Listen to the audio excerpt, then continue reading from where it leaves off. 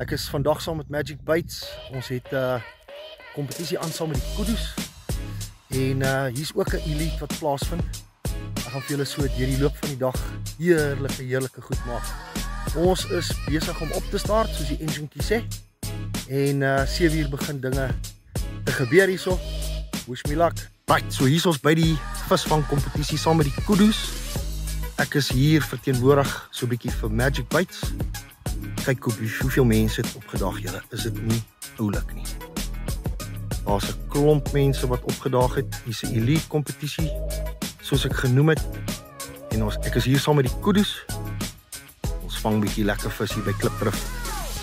Wish me luck. Ek gaan vir julle so deur die dag bietjie wys hoe lyk dit hier, maar is regtig mooi. En ek hoop net die reën hou net so 'n bietjie terug. Julle kyk wat maak hierdie wind. Hy is kwaad.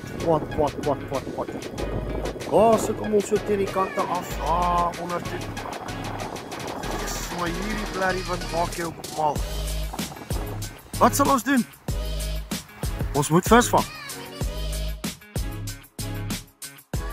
So vinnige tip vir julle. Rietvlei glystrop. Vat op die bal, hierdie bloekom, die Warrior. Hoek 1, Vampire, dis garlic. Hoek 2, weer die Warrior, maar in 'n bleeding fluitie. Julle kan my later bedank vir daai ene. Mense, een van die hardste dae wat ek ooit langs die viswater beleef het. Ek moet sê, sover ek weet, is alles omtrent met wurms gevang. Slangwurms, enige wurms. Die flouties, die boldips was heeltemal immuun. Ek moet net sê geluk aan hierdie ouens en 'n paar kietjies wat ek gekry het. Baie geluk. Kudus, julle is wonderlike mense en 'n awesome klub en hou voort met wat julle doen. Onthou Magic Bites julle as julle soek, gaan kry by jou naaste viswinkel. Baie dankie aan almal.